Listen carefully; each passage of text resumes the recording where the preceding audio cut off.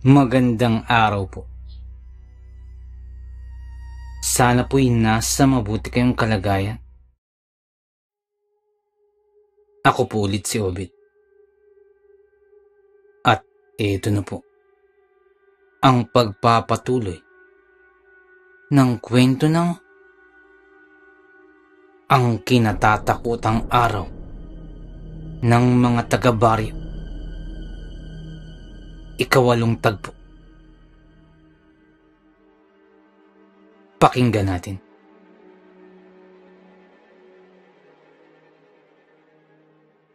Maghunos dili kayong dalawa! Alam nyo ba na ang tinutukoy ninyo ay ang babaeng kinikilalang aswang dito sa bayan natin?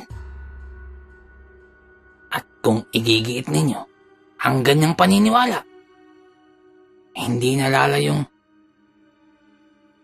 pati kayo ay maituturing na kalaban ng mga taga-baryo.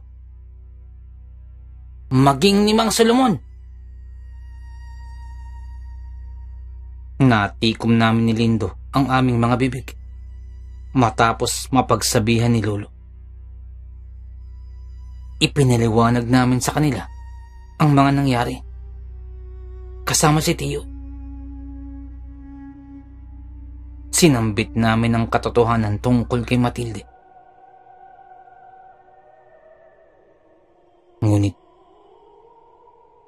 mas pinaniniwalaan nilang halimaw ang nasabing babae. Kay rami ng saksi na nag-anyong aswang si Matilde. Kaya kung ano man ang inyong naiisip, mga kabalos to ganyan. Huwag na ninyong ituloy, sambit pa ni Lolo. At tuluyan na nga kaming natahimik ni Lindo. Kahit ano pang paliwanag namin, ay hindi napapakinggan ni na Lolo at ni Tiyo. Kanya-kanya na lamang kami sa pag-iwas ng tingin, samantalang nagpatuloy pa rin si Lolo sa pangangaral at paninirmon sa amin. May parte pa rin sa aking kalooban na gustong igiit kina Lolo ang buong katotohanan, ngunit pinangungunahan ng kanyang pananalita. Napabuntong hininga na lamang ako at pinalipas ang mga oras na tikom ang aking bibig. Kinagabihan yun ay sa bahay na rin pinatulog si Lindo. Masyado ng gabi at hindi na pinayagan ni Lolo na lumabas. Kagagaling lang namin sa pagkaligtas mula sa bingit ng kamatayan at hindi na nais pang masundan. Ngunit bago matapos ang gabi, may nanghas pa talagang gumambala sa aming pagtulog. Pasado 2:00 na nun nang maalimpungatan ng lahat sa malakas na kaluskos galing mula itaas. Tila mga patalim na tinatagis sa pinagtagpi-tagping yero at ilang bahagi pa ay nayupi na. Agad kumilos sina Tiyo at sina Lolo. Dahil ayon sa kanila, aswang ang nasa bubungan. Alam din namin yun ni Lindo, sapagkat umaalingasaw na ang amoy sa kahanginan. Bit-bit ang baril na kinargahan ng balang tanso. Lumabas si Tiyo at agad pinaputokan ng nakitang aswang. Biglang may bumulagta mula sa itaas. Ngunit hindi pa nawakasan ng buhay ng kalabang nilalang, sapagkat nakatayo pa ito. Agad namang sinugod ni Tiyo. Naging mabilis din ang kilos ni Lolo at kaagad inihaagis ang langis. Nabitbit mula sa bote. Nangisay ang aswang at humiyaw ng ubod ng lakas. Napuruhan ito ngunit may iba pa palang mga aswang na nagsilitawan. Sa pagkakataong ito ay hindi ko na mabilang. Maging ang mga kapitbahay namin ay nabulabog sa nangyari. Mas lalo ring nagkagulo. At sumaklolo ang iba naming kababaryo. Ngunit sa kasamaang palad, ay sila pa ang napuruhan. Nestor! Sa likuran mo! Likuran mo! Sigaw ni Lolo. Matapos mapansin ng aswang na sumusugod habang nakatalikod si Tio. Napaputokan naman ito ni Tio. Sabog ang ulo bago pa makalapit sa kanya. Tumulong na rin kami ni Lindo at pilit pinagtulungan ng isang aswang. Tinambangan namin ito. Katulong din ng iba pa namin mga kapitbahay. Gamit ko ang nakuhang palakol sa tambakan ng mga panggatong. Pinalakol ko ang aswang sa kanyang likuran. Hindi ko ito tinigilan hanggat hindi pa napuputulan ang hininga. Bagamat nagapi namin ang isang aswang, nagtataka kami sapagkat marami na ang aswang na nagsipaglabasan. Marami na rin ang mga nakahandusin na biktima. Marami na ang buhay na nawala. Sa kabila ng sagupaan, may napansin ako sa bandang unahan. Bahagyang madilim ang bahagi. Merong mga nilalang na tila nag-aantay ron. Nakamasid lamang sila sa nangyayari. Lindo, pansinin mo ang iyong nasa unahan. Mukhang may nakamasid. Baka kilala mo. Sambit ko kay Lindo. Tiningnan niya ang bahaging iyon. At pilit kinilala kung mga tao nga ang naroon. Ilang sandali pa. Lintik na yan. Si Mang Solomon. Matapos niyang sabihin, nagmamadali siyang tumakbo ron. Dala-dala ang palakol. Sumunod na rin ako kay Lindo. At baka kailanganin niya ang aking tulong sakaling may biglang sumalakay. Subalit bago pa man makalapit sa kinaroroonan ng aming pakay, ay agad nang tumalilis ang mga ito. Napamura na lamang si Lindo sapagkat wala nang naabutan. Bumalik na lamang kami at tinulungan sina Lolo habang nakikipagtuo sa iba pang mga aswang. At sa paglipas pa ng mga sandali, dumami pa nga ng dumami ang mga aswang. Wala na akong bala. Reklamo ni Tio. Ubos na rin ang dala-dala kong langis. Sambit pa ni Lolo. Medyo may kalayuan na kami sa aming bahay. At nasa loob pa ang aming mga gamit. Hindi namin inaasahan na marami pala ang dadayong kalaban. Mahigpit kong hinawakan ang itak. Ganon din kay Lindo, ay hawak-hawak naman ang palakol. Napapalibutan na kami ng mga aswang. At hindi ko na maitatangging kinikilabutan na talaga ako. Pakiramdam ko nga isasabog na ang aking pantog sa tindi ng panginginig ng aking katawan. Dama ko rin ang kaba ni Tio at maging ni Lolo. At sa pagkakataong ito, tingin ko ay kami na lamang ni Lindo ang may daladalang patalim. At hindi na nagtagal, nangyari na ang aming inaasahan. Sumugod na ang mga aswang at kanya-kanya na kami sa paghanap ng paraan upang makalaban. Agad kong tinaga ang aswang na lumapit sa akin. Napuruhan ito sa mukha at humihiyaw na umatras. Nadaplisan ko naman ng itak ang isa pa na lumapit. Sinundan ko pa ito ng pagtaga bago pa ako makagat. Napalingon naman ako kay Lolo na pinagtutulungan ng 3 aswang. Bumagsak na si Lolo at nagtamo ng maraming kalmot sa katawan. Nagmamadali akong lumapit at agad hinaltak ang isang aswang na akmapang kakagat.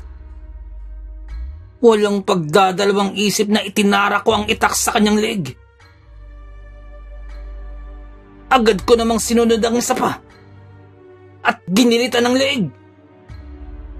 Si Lindo naman ay kumaladkad ng isa at pinugutan ng ulo.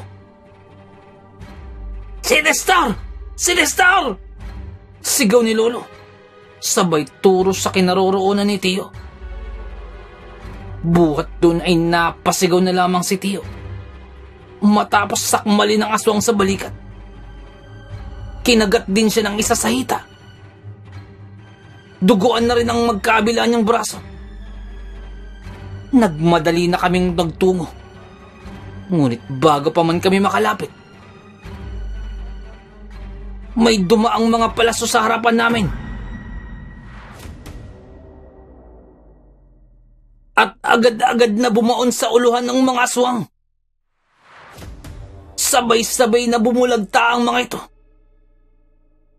Nasundan pa yun ng nagsisili parang mga palaso sa kahanginan. Sinundan ko naman ng tingin ang pinanggagalingan ng mga ito. Pagkakita ko'y nabuhayin ako ng kalooban. Si Matilde. At nasa bubungan siya ng aming bahay. Tigta-3 palaso ang ibinala niya sa hawak-hawak na pana. At pinuntirya ang mga aswang. Nang pakawala ng pana, sunod-sunod na bumulagta ang mga aswang sa bawat palasong bumabaon sa kanila. "Maraming salamat, Matilde." Nasambit ko na lamang. Bumaba ang babae mula sa bubungan at sinuri ang paligid. Nagmasid-basid at tiningnan kung may aswang pa na buhay. At nang wala nang matanaw, nagmamadali na siyang tumalikod. Ngunit natigilan matapos tawagin ni Tio. "Kilala kita! Ikaw yung babae kanina!" Sambit ni Tio. Hindi lumingon si Matilde. Ngunit alam kong nakikinig siya. Pagkatapos ay nagmamadali na siyang umalis nang walang paalam. Sinubukan pa namin siyang habulin ni Lindo upang makausap. Ngunit kami nabigo. Kinabukasan, muli ay napuno ng lungkot at pighati ang buong kabaryuhan sa kinahinatnan ng iba naming mga kababaryo dulot ng nagdaang gabi. Hindi pa nga nalilibing ng tuwiran si Mang Solis. May nadagdag na namang pagluluksaan. At hindi lamang iisa, 2 o 3. Sapagkat lagpas sa aking mga daliri ang bilang ng mga nasawi. May mga bata. May mga matatanda. Babae at lalaki. Tinipon na lamang sa isang lugar ang mga bangkay at tulong-tulong ang lahat sa paggawa ng kani-kanilang paglalagakan. Habang abala ang lahat sa pag-asikaso rito, tahimik naman akong nakatingin mula sa hindi kalayuan. At napukaw na lamang ang aking pansin sa paglapit ni Lindo. "Samuel, tinatawag ka ng lolo mo. Umuwi ka raw muna." Sambit ni Lindo. Pagka-uwi ko'y naabutan ko si Lolo palakad-lakad sa harapan ng aming bahay kung saan naroroon din si Tio na nagpapahinga naman sa upuan, ngunit malalim din ang iniisip. Naupo naman ako sa kabilang upuan kung saan naroroon din si Lindo. Sabihin na nating tama kayo na hindi nga si Matilde ang kaaway rito. Ngunit kung ganon, ay sino ang sumusugod sa ating kabaryuhan? Nagugulo ang tanong ni Lolo. Hindi na ako magpapaligoy-ligoy, Lolo Agapito. Si Mang Solomon naman talaga ang kalaban dito. Naniniguradong sagot ni Lindo. Napabuntong hininga na lamang si Lolo sa sagot na yun. Sa tingin ko ay hindi siya kumbinsido na si Mang Solomon talaga ang may pakana ng lahat. Maging si Tio, na tila napapailing-iling na lamang. Buhat na rin sa mga sugat mula sa nagdaang gabi. Ngunit sa kabilaan, ay nagpapakita siya ng hindi pagsang-ayon. Lolo Agapito, maniwala ho kayo. Saksi ako sa gabi ng pagkamatay ni Pedrino. Sapagkat hinatid ko ang mga pinahasa niyang patalim mula sa aking tatay. Naabutan ko silang nag-aaway ni Mang Solomon. Kungkit maniwala man ho kayo o hindi, nakita akong hinabol ng aswang si Matilde. Patay na si Pedrino sa mga sandaling yun. At silang tatlo na lamang ni Mang Solomon sa loob ng kabahayan. Si Mang Solomon ho talaga ang aswang na yun. At upang mapagtakpan ang kasalanan niya ngayon, na pagpatay sa sariling anak, ipinalabas niyang aswang si Matilde. Mahabang pagpapaliwanag ni Lindo. Ako naman ay naniniwala sapagkat nasaksihan ko mula kay Matilde. Si Mang Solomon talaga ang punot dulo ng lahat ng kaguluhang sinapit ng aming baryo. Kung ganon, sige, iharap niyo sa amin ni Nestor, yang si Matilde. Hamon pa ni Lolo. Agad namang kaming napatayo. At walang pagdadalawang isip na bumalik sa kagubatan kung saan naroon nagtatago si Matilde. Makalipas ang halos 1 oras, ay naroon naman ang babae. Pagkadating namin ay agad namin siyang kinumbinsi upang sumama. Ngunit hindi pumayag ang babae, sapagkat tanggap na niya na ganun na ang turing ng mga tao sa kanya. Subalit, hindi kami pumayag at muli namin siyang kinumbinsi ni Lindo. Payag ka na lamang ba na paratangan ka ng kung ano-ano, Matilde? Mas mabuting lumantad ka at linawin mo sa mga tao ang katotohanan. Saad ni Lindo.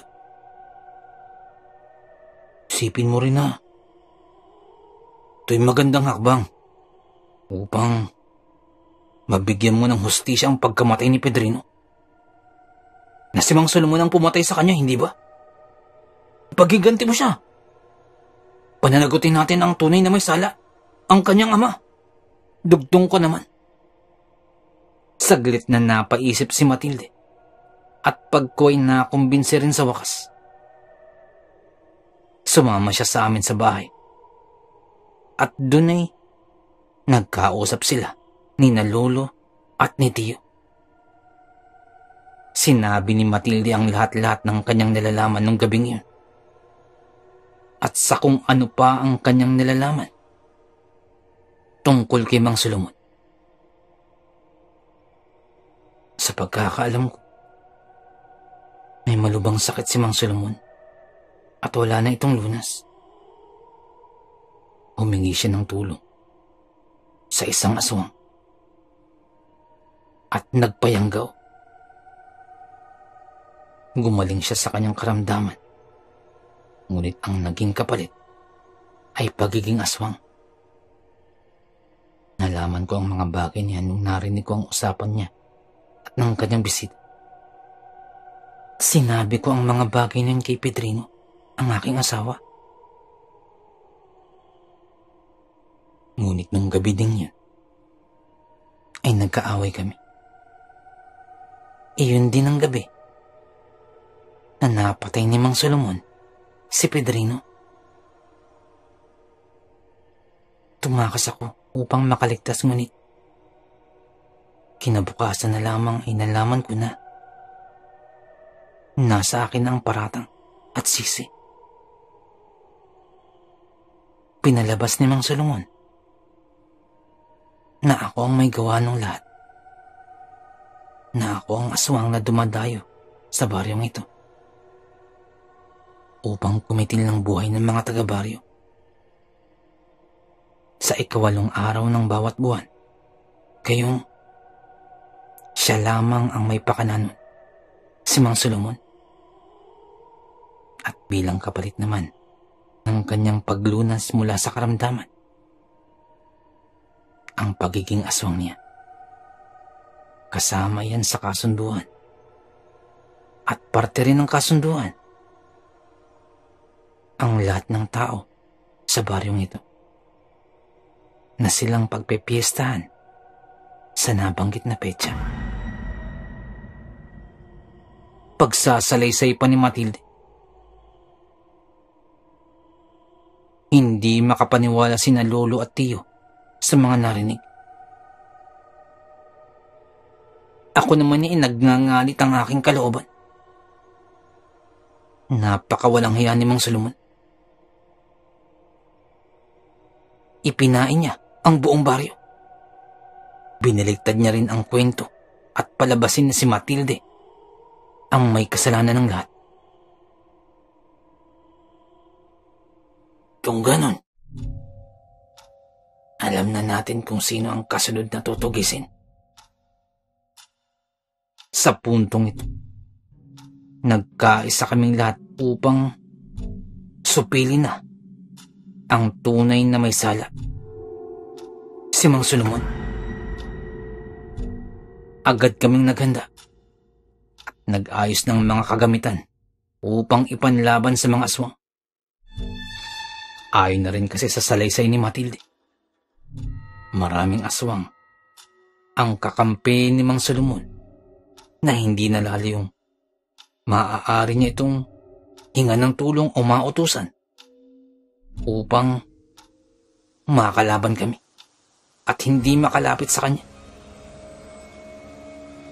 Alam na rin namin kung saan lugar namin hahanapin si Mang Solomon. Hindi na kami nagpatumpik-tumpik pa. Matapos makuha ang lahat ng mga kinakailangan, binaybay namin ang kahabaan ng maalikabok na daan.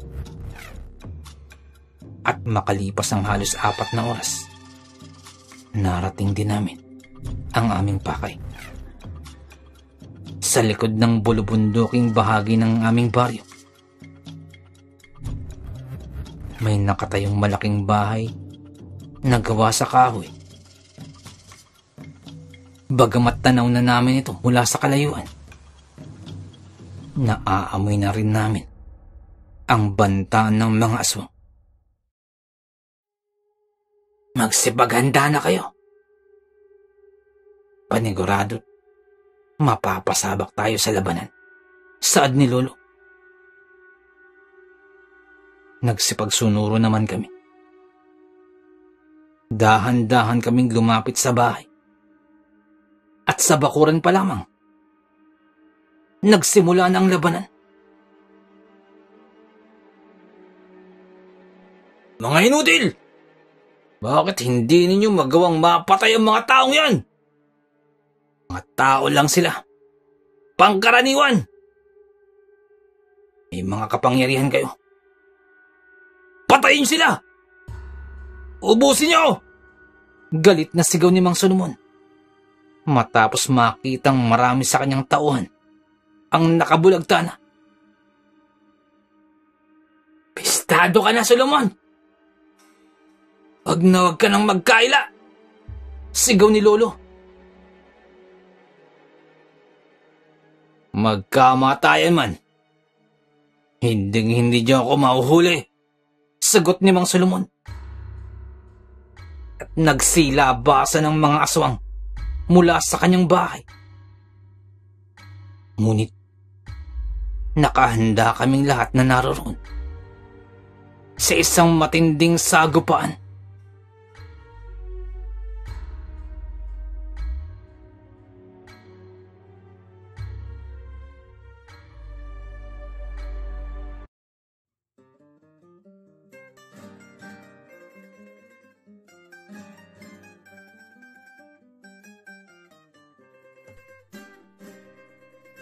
Nais ko lamang pong magpasalamat sa lahat po ng sumusuporta sa ating channel, sa lahat po ng ating mga subscribers, sa lahat po ng ating mga listeners, mga silent listeners po, mga OFW listeners mula po sa iba't ibang panig ng mundo. Maraming salamat po sa pagsuporta po sa ating channel. At sa mga nagpadala po ng kwento, maraming salamat po. Ganun din po sa mga writers po natin na tumutulong sa ating channel, maraming salamat po. At kung hindi po kalabisan, baka pwede pong please don't skip ads po. Napakalaking bagay po sa atin, napakalaking tulong po sa ating channel. At paki-like na rin po ang ating mga videos para po dagdag po sa algorithm po sa ating channel para lalo po nating mapalaganap. Maraming salamat. Kumari din po, pwede pong paki-share po. Maraming salamat po. Nais kong i-shout out si Boss Beshin 6045. Boss, shoutout po. Maraming salamat sa pakikinig. Shoutout din po kay Boss Marlon Paro. Happy birthday on June 7. More birthdays to come, more blessings and good health. Shoutout po sa inyo. Maraming salamat po. Shoutout din po sa ating tahimik na tagapakinig mula sa Darasa, Tanawan City, Batangas.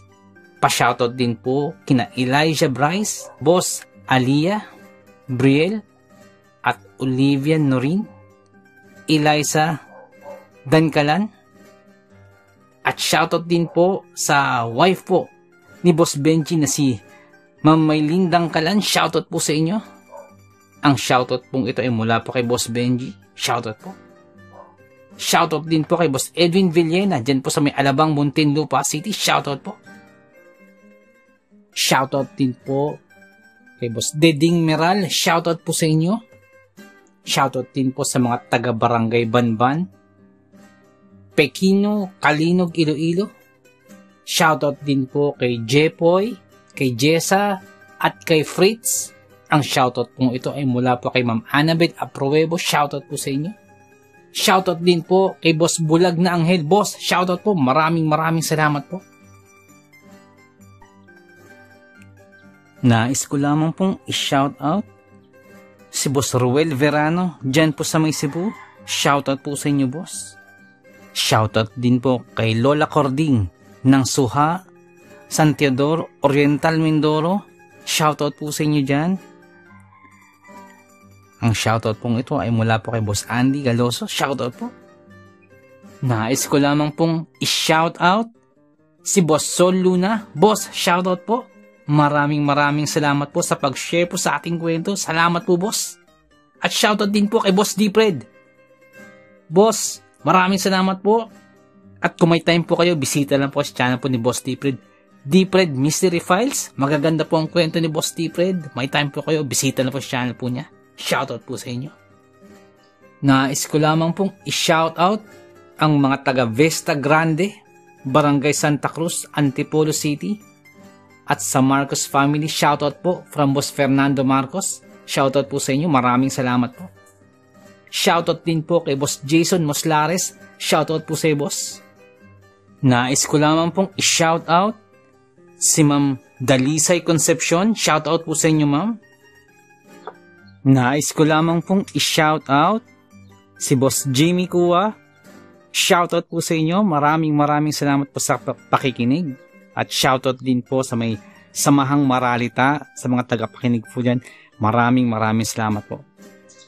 Nais ko lamang pong i-shoutout ang My Kokoro team. Shoutout po sa inyo. Shoutout po kay Boss Jeric, kay Boss Lawrence, kay Boss JB, kay Boss Javier, kay Ma'am Angie. Shoutout po sa inyo. Salamat po sa pagtulong. Maraming salamat po. Shoutout din po kay Kuya Gio ng Muntinlupa. Shoutout po. Shoutout din po kay Boss Jesse Manresa at sa misis po ni Boss Jesse. Shoutout po sa inyo. Maraming salamat po sa pakikinig. Nais ko lamang pong i-shoutout si Boss Malvin Esguera at si Boss Ronaldo Esguera. Shoutout po sa inyo. Shoutout din po sa Manhattan Hamburger and Restaurant dyan po sa may Bucandalia, Imus, Cavite. Shoutout po sa inyo. Maraming salamat po sa pakikinig. Shoutout din po kay Marlon Perez, kay Tito Boy. Salamat po sa pakikinig. Shoutout po sa inyo dyan. Shoutout din po kay Ma'am Elizabeth Arnaiz. Shoutout po sa inyo, ma'am. Nais ko lamang pong i-shoutout si Boss Marlon Paro. Boss, shoutout po. Shoutout din po kay Boss Malvin Esguera. Boss, shoutout po sa inyo. Nais ko lamang pong i-shoutout si Boss Bulag na Anghel. Boss, shoutout po sa iyo. Salamat po sa pakikinig. Shoutout din po kay Boss Benji Cayetano. Boss, shoutout po. Shoutout din po kay Ma'am Annie Viloria. Shoutout po sa inyo. Kay Ma'am Annabel Apruebo. Shoutout po. Kay Boss Baby Langka. Shoutout po sa inyo. Shoutout din po kay Ariando Tamor. Kay Boss Christian Ed. At kay Boss Ferdinand Tamor. Diyan po sa may Las Piñas. Shoutout po sa inyo. Ang shoutout po ito ay mula po kay Boss Chris. Shoutout po. Shoutout din po sa Marcos family dyan po sa may Antipolo. Shoutout po sa inyo. Ang shoutout po ito ay mula po kay Boss Fernando. Shoutout po sa inyo. Shoutout din po kay Ma'am Annie Viloria. At kay Boss Baby Langka. Shoutout po sa inyo. At kay Ma'am Annabel Apruebo. Shoutout po sa inyo dyan. Shoutout din po sa King Solomon Game Farm dyan po sa may Tawid, Maasin City, Southern Leyte. Shoutout po sa inyo.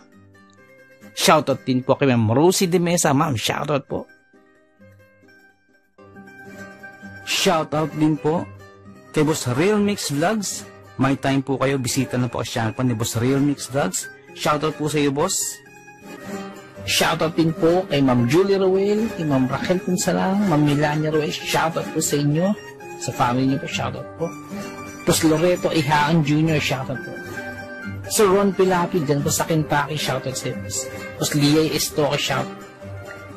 Tapos Edison Velasco, shoutout. Boss Rodney TV, may time po kayo, bisita na po channel po ni Boss Rodney TV. Vlogs niya po sa mountain bike. Shoutout din po kay Boss Red Rosal. Nag-livestream po si Boss Red every Wednesdays, Fridays, and Sundays. May time po kayo, bisita na po sa channel niya. Boss Lady B, 73 dyan po sa Texas, shoutout po. Boss Ed Uy, shoutout po. Boss Dimples Yumi, boss, shoutout sa iyo, boss. Ma'am Liza Arcega, shoutout po. Ma'am Ivy Standian, shoutout po. Boss Rochelle Abiliar, may time po kayo, bisita ng channel po. Rochelle Abiliar po. Ma'am Melanie Passion, shoutout. Ma'am Milagrosa Look, shoutout. Boss Nonoyski, shoutout sa iyo, boss. At yung BFF pala ni Ma'am Jane, si Boss Hershey, shoutout sa'yo. Boss Miles, shoutout po. Boss Lord Olivar, shoutout po. Boss Rexy Ann, shoutout po. Boss Jesse Joshua Castillo, shoutout po. Ma'am Maya Flores, shoutout po. Boss Queenie, shoutout po. Boss Alberto Liano, shoutout po. Ma'am Michelle Cedron, shoutout po. Ma'am Susan De Los Santos, shoutout po. Boss Ron and Ma'am Lenny Fish, shoutout po sa inyo. Sir Reynaldo Silong, shoutout po. Ma'am Charlene Gumansing, shoutout po. Boss Psychic Scorpio, shoutout po. Ma'am Marianita FL, shoutout po. Boss James Channel, may time po kayo, bisita na po channel po ni Boss James. Ma'am Maribel Salcedo, shoutout po. Boss Vinci Mayo, boss, shoutout po. Boss Leonardo Manalo, shoutout po. Boss Yumi Cotton TV, shoutout sa iyo, boss. May type po kayo, bisita lang sa channel. Yumi Cotton TV. Boss Yoreski Escalona, shoutout sa iyo, boss. Boss Jopay Bertuto, boss, shoutout sa iyo. Ate Peng, shoutout po. Ma'am Elaine Almera, shoutout po. Boss Supremo Proxky, dyan po sa Cavite, shoutout sa iyo, boss. Ang Bless na Baka, shoutout po. Ma'am Christian, dyan po sa Hamburg, shoutout po. Kaya Sir Alex of Southern Mindanao Creepy Experience, shoutout sa'yo, sir. Boss Jimmy Pandong, shoutout po. Kay Tata Estong Nestor Bauyon, dyan po sa London, shoutout po. Ma'am Mary Asilar, shoutout po, dyan dito po sa UK. Boss Edward Malilin, boss, shoutout po. Boss Raymond Glover, shoutout sa'yo, boss. Ma'am Eliza Miguel, shoutout po. Shoutout po kay Boss Ricky Gonzalez, kay Boss Bobby, kay Ma'am Milagros Gonzalez, kay Sir Romeo, shoutout po sa inyo. Boss Sai 1986 Vlog, may time po kayo bisita ng channel, Sai 1986 Vlog. Boss Young's Life, shoutout. Boss Russell Ferreira, shoutout. Boss M. Slack, shoutout. Miss Jabel, shoutout po. Boss Joe GD, shoutout. Ma'am Liza Arcega, shoutout po. Ma'am Selena Rawato, shoutout po. Boss Francis Maula, shoutout po. Boss Stacy Vlog, dyan po sa Spain, shoutout po. Boss Mary Pigs, may time po kayo bisita ng channel po ng Boss Mary Pigs. Ma'am Mirna Buo, shoutout po. Boss Kamandag Pigeon TV, mahilig po sa Alapati, bisita po sa channel po ni Boss Kamandag Pigeon TV. Ganun po kay Boss Titan Love TV. Boss Diggy and George, mahilig po kayo sa bedtime stories, bisita lang po sa channel po nila. Boss Horsey TV, mga vlogs po nila sa Japan, bisita lang po sa channel. Boss J Palo, shoutout. Boss Pedro Tampo, shoutout po. Ma'am Maria Lizel Barro, shoutout.